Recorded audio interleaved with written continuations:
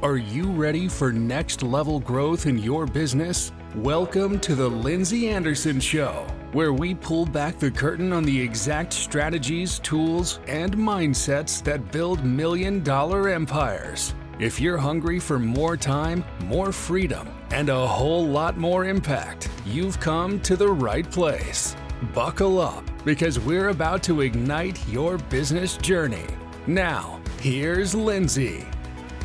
Hey, everybody. Welcome to this episode of the Lindsey Anderson Show. I am thrilled to have Mr. Nick Loise, the founder of the Sales Performance Team and a powerhouse in sales and marketing for small to mid-sized businesses. Nick is an author and co-author of several influential books, a sought-after speaker, and the creator of the GKIC Magnetic Marketing courses like Sales Mastery with Dan Kennedy and Dave D.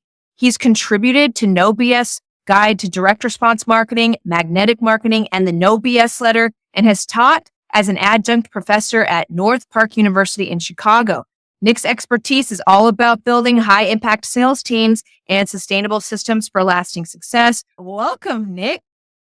Lindsey, welcome. Thank you so much for that warm welcome. I am so honored to be here. Your energy just permeates through. I've been looking forward to this call since we chatted. I think it was in the summertime when we chatted, and Yep. You were by far my favorite, the smartest marketer out there, and do great stuff for phenomenal people in the information marketing space, the coaching space. It is great to be with you, and I look forward to us having a great time. I love it. Me too, Nick. Let's talk about this Dan Kennedy situation. He's like the OG of direct response marketing. How was that? You obviously were really involved in that. Yeah, he is the OG. He is definitely the OG. And you use my phraseology. We used to call his followers Dan heads, right? So the Grateful Dead type thing. He's actually turning 70 next month. So he's been around this business for a long time. I was blessed, right? I was a student of GKIC before I got to work there. And I had a direct response marketing agency. So obviously I was pouring over everything that Dan and Bill, because Bill was big at that time too. And just, I'm going to age myself because I know I don't look this old, but I actually saw Dan Kennedy speak in 1994 at a Success Unlimited in Arizona. I was running the West Coast sales team. I brought all my sales guys in and we heard Dan Kennedy speak, and he actually did what he talked about. He was running around passing out flyers. It was about marketing. So I made everybody stay. I bought Magnetic Marketing, and I was hooked. So I love Dan, everything that he produces. And if you don't know who he is, go look up Magnetic Marketing, go look up Dan Kennedy. But he really did create the information marketing space, if you will, or at least taught people how to really monetize it, and taught people that maybe just wanted to be a good chiropractor or a good tax planner or a good financial services person about how to bundle all of their information, all of their marketing stuff, and create a second line of business, which he coined the information marketing business, or creating an info first business, which is using your skills, your knowledge, and your content to build a business line or to feed your core business, whatever that is. And I'll tell you, some of the best marketers of the world came through GKIC. It was just an honor to work. He was always a gentleman and he was so smart. And it's just a joy to see the great job that they're doing still. It's a great team there.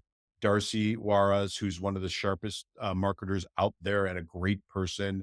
Russell obviously purchased it right from the private equity firm that I worked under. So it's great that they're continuing on and they're building it, sharing that skill set. But I'll answer anything. I'm an open book about my time there. I was there from 2012 to 2020. So I had an 8-year run, 3 different private equity firms and owners, probably 12 different CEOs. But the one thing that was steady was a great audience, really great members, and really good marketing people coming through our doors. So we got to work with everybody. I love that. So obviously that had an impact on what your specialty is now, which is sales, right? Right. Right. Yeah. I think that being a good marketer makes sales so much easier. And anybody listening to this, listen, I grew up in sales, right? And I got the scars to show it. I cold calling. I didn't know any better, right? So they told me to make 100 calls in the morning and 100 calls in the afternoon. And here's the script. And I just learned the process of and became a student of sales. But I think what you learned through being a really good marketer and direct response marketing, getting people to raise their hand, opt in, want to do this, using marketing to break down the barriers of trust, to just build trust with people, to break down people's objection, using all of that positioning. You can see behind me, I got books, right? So writing books, doing everything that really good marketers teach, much like what you do with your clients, just really becoming a good student of that makes you so much better of a salesperson. I was blessed to create two different programs and write about sales. Really, the genesis of my company was most people in GKC really focus on marketing and they struggled with not sales, but hiring salespeople or managing salespeople or onboarding salespeople or coaching salespeople. And so we created these workshops, and now I created the company from the workshops, which is really how to create sales playbooks, how to create systems, processes for selling. But you said it really well, right? A gun knows a gun. A salesperson will never take advice from somebody that isn't a salesperson, right? A marketer will never take advice from somebody that That's isn't right. a marketer. You just intuitively know by what they say and what they do. And that's what makes us successful, what me successful. But I really attribute my time and my tenure. And you can't see, but on this side of the bookshelf, there's one whole row of all the Dan Kennedy books. And on this side, this bookshelf's got all the different binders. There's probably people in your audience that have no idea what a binder is or a CD, but that's how everything got sent to CDs and DVDs and binders. And I still listen to that. Still have a CD player, Nick. In my car, I got a CD player and I digitized a lot of stuff. So it's now on my phone. But yeah, Most interesting about that is that this is stuff that is decades old, fair enough, and it still applies. Can you speak to that? marketing is human behavior and math. That's all it is. And copywriting is understanding human behavior, right? And math is if I'm sending an email, how big is my email list? If I'm doing advertising, how big can my reach be? Is it the message to market match? The triangle of Dan Kennedy is the message, the market, and the media. When I grew up and started my first business, we used direct mail. Now we might use LinkedIn, but it's still Right. what is a really good message? What's the market? What breaks through the clutter? What's the pain? Problem, agitate, solve. If you think about Dan's, how he writes copy, it's what's the problem? How do I agitate the problem so it's really starting to sting them? And then how do I solve the problem? And it better be my solution, or else he wouldn't be proud of you, right? And it's all of that. And it's really, it hasn't changed since we started selling in the and the Greek Pantheon, right? Where people are walking up and down. You want chicken, you want, whatever is it that you want. Take a look at my rug. And it's, people are buying from people and we just forget that. If you think about his education that he teaches you is the worst sin in marketing is to be boring. I think the worst sin in sales is to be boring, right? So have personality and have your personality come through. And the work that you do and you do with your clients is sometimes it's easier to create a brand based on the person. And that will, who you're going to attract and you want to know who you repel because the people who That's right. repel are never going to give you money. So you don't want them clogging up your funnel. You don't want them in your systems and your processes. His education is past the test of time. It will be around forever. I used to say every day to the sales team and to the people that we sold to, it should be at every business owner's desk, right? Whatever their spiritual book is should be close by in magnetic marketing and just really being a good student of marketing. You have to just be a student of the history of the business and the industry that you're in. And that's one thing that he instilled in us really is be a student. If you are in insurance, be a student of the insurance industry. If you're in cosmetic dentistry, be a student of that. If you're in marketing, be a student of marketing and just know from the greats and study and read. And the greatest copywriters all started out as salespeople. Dan's first and only job that he talks about, there may be others, but he was a salesperson. He interned or he worked as a young person at Gary Halbert's business. I know that for a fact. And Bond Halbert, who's Gary's son and is now carrying his father's legacy on, had confirmed that. Those great marketers really started out as copywriters, right?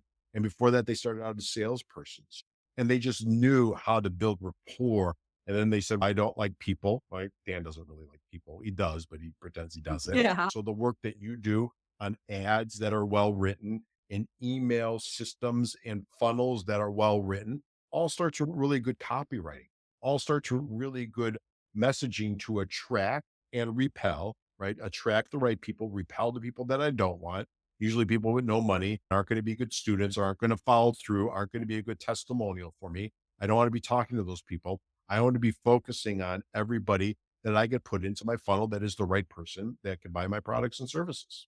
I love it. And I love the work on repelling. Like it is a really great exercise to say, who do I not want? Because a lot of people have that fear of missing out. They don't want to niche down because they can help everybody. Like we've heard this all before. But I think in summary, the fundamentals are the fundamentals and they get deeper the more you know, the more you don't know. And marketing and sales is a numbers and it's an equation. Basically, Right. it's a game. And if you learn how to play it, then you can make this work.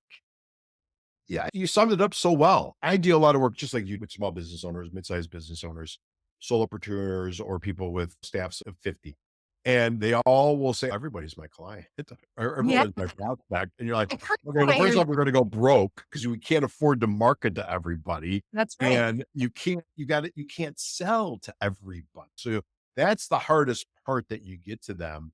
I think the second hardest part in the work that you do with your clients, I think you could tell you're a student of copywriting, right? You create really good, compelling stories, good messaging, that just bring you in. And I'm a geek on this stuff. So I'm in full transparency. I used to love the Mad magazines of the world, of the boys Yeah. like but I like the back with all the direct response ads. Yeah. And so I remember those great headlines and ordering the stuff, and just still to this day, so I won't do it again. I could grab a book, which is all the old ads. And to me, that's the cool stuff. I saw something the other day. It's not, I haven't verified it, but I believe it. There's the famous sales letter, which is the two men, right? Which is the Wall Street Journal direct response sales letter. They said that in over the course of time brought in $2 billion of subscription.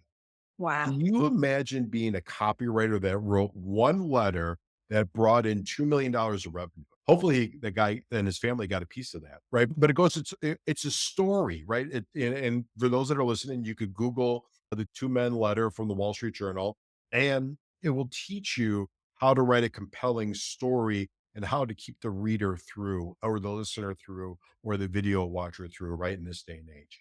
I love it. I want to turn our time though to sales now Okay. because like that's your real sweet spot. I want to know about hiring a salesperson. Now I know your stance is you got to hire one ASAP. Right. Talk to me about that. So hire two, don't hire one, right? Because one might not work out. I also want to hear if you suck as a salesperson as the business owner as well. Okay. All right. So that's three things I got to unpack for you. So the first thing you got to do is, one is wherever you're at revenue wise, what we see when we analyze with a private equity firm and the work that we did with a couple partners, when we analyze businesses, those that hit seven figures in sales and above, the one common denominator was they had a salesperson or a sales team. So that's the first thing Interesting. you want to do. So if you want to hit seven figures and above, because you want to think about exiting your business, right? So the second thing you need is a salesperson if you want to think about exiting your business, because no one's going to buy your business if they got to take over as the salesperson of that business. That's right. So now you've got to create processes and systems for that salespersons or persons to be successful, right? And as a business owner, I know you don't want to do it, but you got it, right? And your family needs you to do it, and your retirement account needs to do it, and whatever you want to do, it's going to free you up. So you've got to figure out, how do I create processes and systems? And if you don't, just let us know. We can help you with that, or get to Lindsay and say, okay, how do things get sold in my system? How do I create processes? Because the one thing we learned at GKIC, the one thing that we are is People will break down, but processes and systems never will. So always have a sales process and a sales system, sales hiring process, sales follow-up process, sales outbound process, filling the funnels, KPIs, all that good stuff.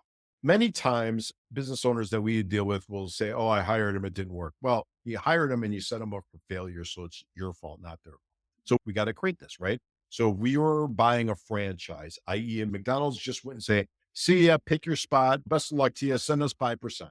No, they give you operating procedures. They pick out the store. They say, this is how you fill it up, and here's how you order, and here's how you market, and all that stuff. So you got to create the same systems and process to McDonaldize your sales process. So that's the first thing. And I think I unpacked that. Second thing is why to hire. We talked about that. Hire two, don't hire one. Put them through some testing, create a direct response, help wanted ad that attracts who you want and repels who you don't want, right? So just like we talked about in your marketing, your ads have to do the same thing and set up a system process to make them successful. You're a business owner and you're not successful and you can't sell. One is you got to get somebody to do it, right? You got to get somebody to do it, especially if you're an information marketer, because I think it sets you up at a higher level if you're not doing the selling, right? If you're not, because a salesperson can push through objections, but you as the coach may not be able to push them that hard. So you got to get somebody to do that for you, or hire that person and set that person up, or hire a firm that does it for you to get yourself out of this sales system. If you're not good at it, get out of it fast, because you're leaving money on the table. You're not helping people, which is the most important thing. You're not getting people into your processes and your systems and into your funnel and into your business that could really benefit from your information, from your coaching, from your events, whatever that is. So get a team to do that ASAP. And yeah, you got to give up commission. Yeah. So raise your prices. Listen to Lindsay, whatever advice she's going to give you on raising your prices, do that. But you got to pay for these salespeople. No one's going to do it for free. The only people that are, Yeah. except for entrepreneurs, we're the only people that work risk 100% risk and for free until we sell something. Your salespeople are your employees. You got to take care of them. You got to pay them well. And I think it's safe to say that going to a professional such as yourself, especially if you're not like a killer salesperson as the business owner, we have to go to somebody who knows sales and these processes and can help us figure out who these two people are so that we aren't wasting our time and money and we're actually making sales. Spot on with that, Lindsay. The other thing too that we say is sometimes the founder of the organization, probably the people that you work with, because you're such a maniac on it and just really drive it home that you got Yeah. to be a good marketer, you got to be a good salesperson. They know how to sell. What their problem is, they can't articulate it to a salesperson because they just intuitively know how to do it. You'll be, "Well, let's That's go. right. We're going to do this. This is why you're not going to do this. This is our next steps," right? You just have that gravitas. And some founders have that. The problem is they can't articulate that gravitas to a salesperson to say, if they say something at 3 minutes in and they ask a question a certain way at 7 minutes in, I know I got to say something at 17 minutes in, because if not at 34 minutes in, I'm going to get the I want to think about it objection, That's right? right. And it's really a process and it's jujitsu, right?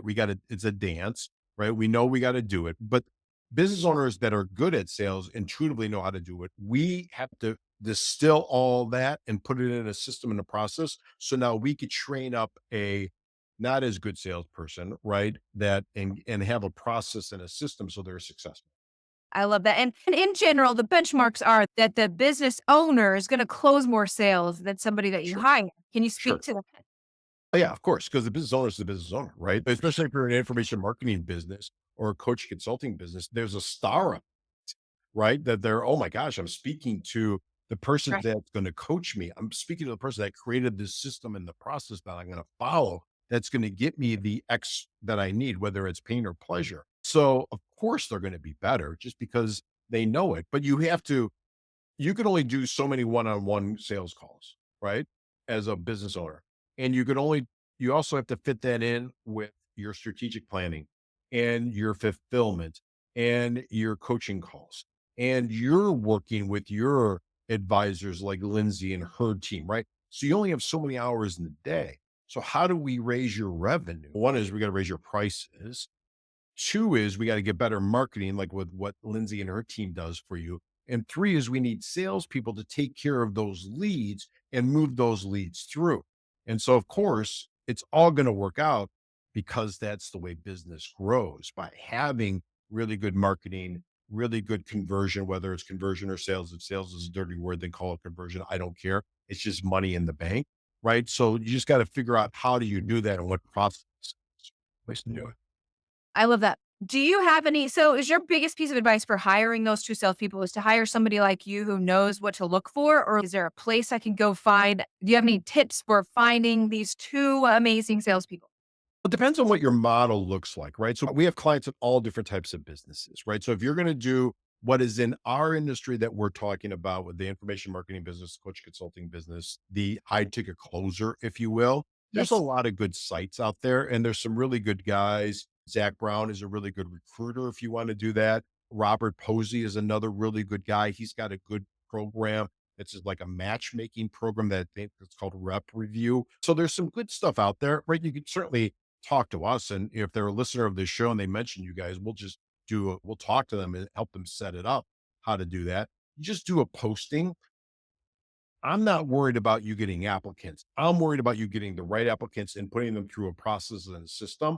That's the right way to do that of interviewing. To me, that's the most important thing to do so that you get the right person and don't fall in love with the first person that gets on the phone with you. And then you're going to have your heart broken in 90 days because they didn't sell it and you Yes. wasted all those leads. So yeah, there's a couple different ways to do that. We have other clients that are maybe more traditional. So we're doing a lot of LinkedIn work. We're doing a lot of LinkedIn outreach work, right? I have a team in the Philippines that we do a lot of recruiting. So we're, finding really good people and then targeting them and reaching out to them.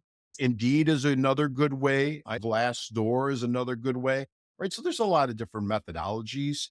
If you have a good systems and process, or you have a good coach, right? Or a sales manager, if you see really smart people that are really aggressive or really attentive at a local restaurant, right? At a local hotel, a valet park or something of that nature, and they fit your archetype of who you want, and they have really good service mentality and they're not afraid to take a chance, then just talk to them about your opportunity. So there's good people out there all around. You just got to figure it out.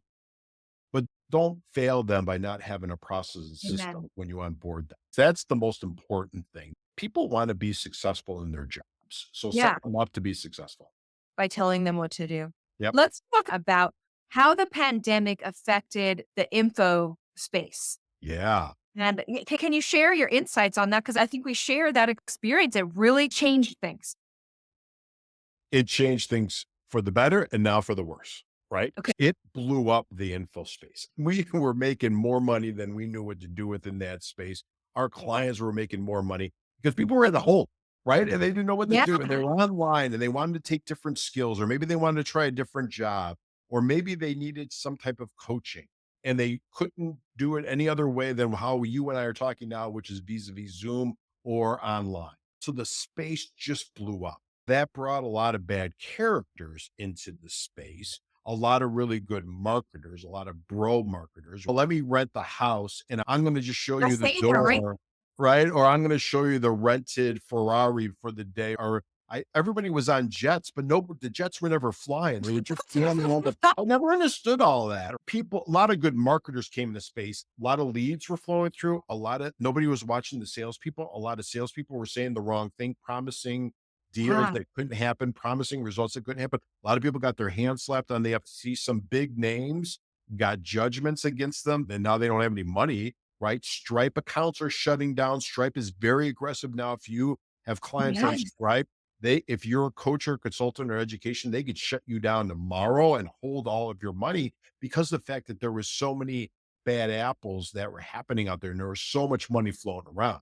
So what has it done? There's that, right? So a lot of money got made in 2020 and 2021, maybe a little bit in 2022, 23 and 24. Maybe I bought a product or a service and they didn't deliver, right? So now I've got trust issues. So what we see with the clients that are in the information marketing space, info space, is that sales processes are getting elongated.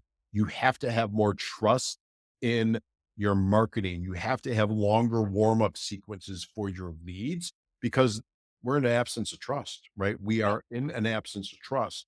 And it's probably similar.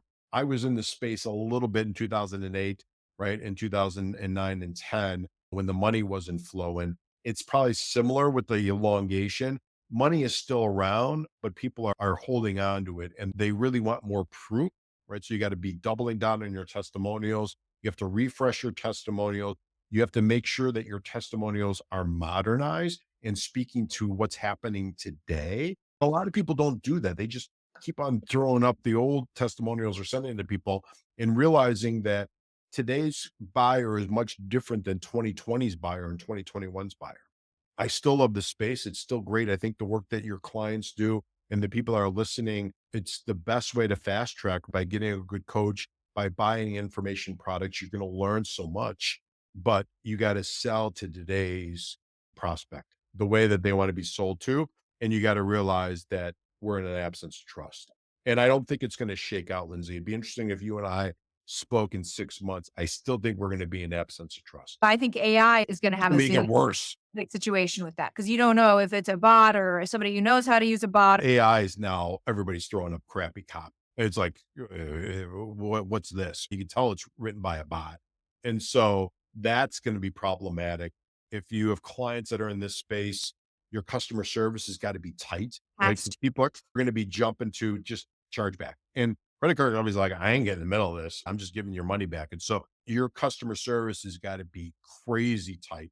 Your onboarding process of new clients, that's what we spend more time on that with clients. Now we could get them to convert their prospects, but just make sure you've got a really strong, soon as they say yes and they buy, now you're in the retention, right? Which didn't happen in 2020. I'm in a retention game. I also think we are in a visual society and a video society. So I think people that are listening, really YouTube, you got to be maximizing your YouTube space. TikTok, Neil, I forget his last name, Neil Kagan, who's a great marketer, is 20 and 30-year-olds, which are a big buyer of the stuff that we sell in information marketing space. They are using TikTok as a search engine, right? Yes, they are. And so if you're not on it, you're missing out on that demographic. I also think YouTube, which is the second or third largest search engine, if you're not on it as an information marketer, you are missing out, right? So if all you're doing is running Facebook and Instagram ads, you are leaving spread out horrible money on the table and you're exposed.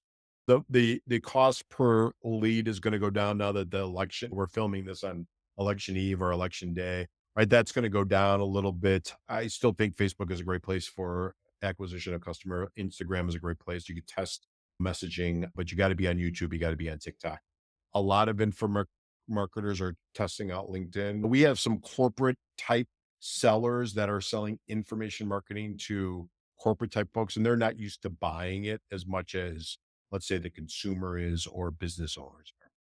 Yeah, you just got to find those places where your customers are, perfect the system and a process, make sure you have good marketing and sales. It's a numbers game. It's human behavior and numbers. Thank you, Nick, so much for being a guest on the podcast. Before I let you go, I'm going to turn the time over to you to let that audience know how to find you and anything else you want them to know. That's very kind of you. We got a special gift for your listeners, right? Which is go to salesperformanceteam.com or just hit me up at nick@salesperformanceteam.com. We got a book. We got a couple different audits. We've got some training, you name it. We've got a lot of information, right? A lot of courses that we're going to give to you for free as being a member of Lindsey's tribe, which is the best tribe out there. Team Lindsey all the way. Hit up salesperformanceteam.com. Hit me up on LinkedIn, Nick Loise or Nicholas Loise, and that's Loise.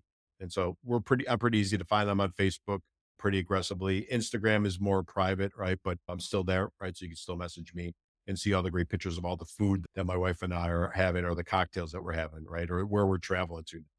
What a pleasure to have you on the show today. There you have it, folks. Another amazing interview with expert Nick Loise. Thank you so much for joining me for this episode of The Lindsey Anderson Show. Cheers to you and your success. That's a wrap for today's episode of The Lindsey Anderson Show. If you loved this episode, don't forget to subscribe, leave a review, and share how you're leveling up your business. Want more? Connect with Lindsey Anderson and get the tools you need to crush your goals at lindseya.com. Until next time, keep pushing, keep growing, and turn those business dreams into reality.